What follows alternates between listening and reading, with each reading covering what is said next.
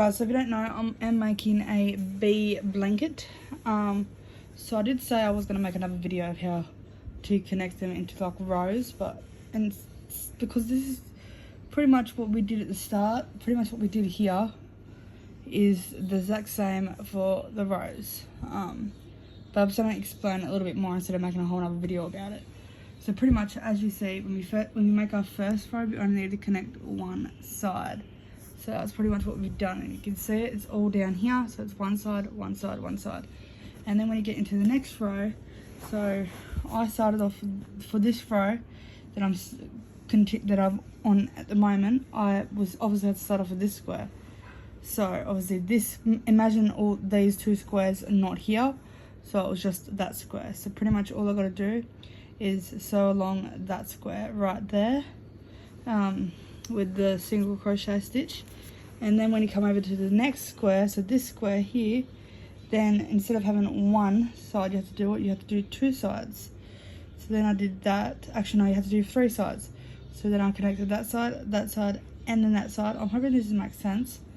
And then for the next square it's the same thing. You'll be connecting this side, and this side, and then same thing all the way down. And then when you move on to the next square, or you just got to like fiddle it and see how you want it.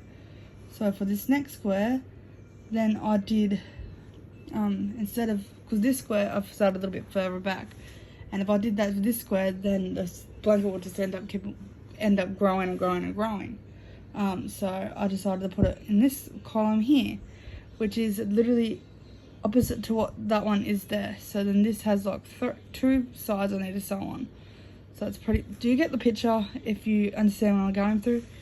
So pretty much like that. I'm hoping you're getting what I am putting in words, because I honestly don't know if I'm making sense or not. So then once this whole blanket has been finished making, once this whole blanket is complete, then you'll have these little gaps here. So you'll have gaps that will look like that, and you'll also have little triangle gaps that look like that.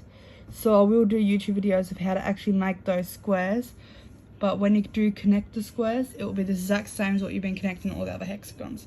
I'm hoping that makes sense. So yeah, I just want to cover up that with this little short video. So anyway, please hit the subscribe button down below and the post notification bell button. I really appreciate it. See you next video. Bye guys.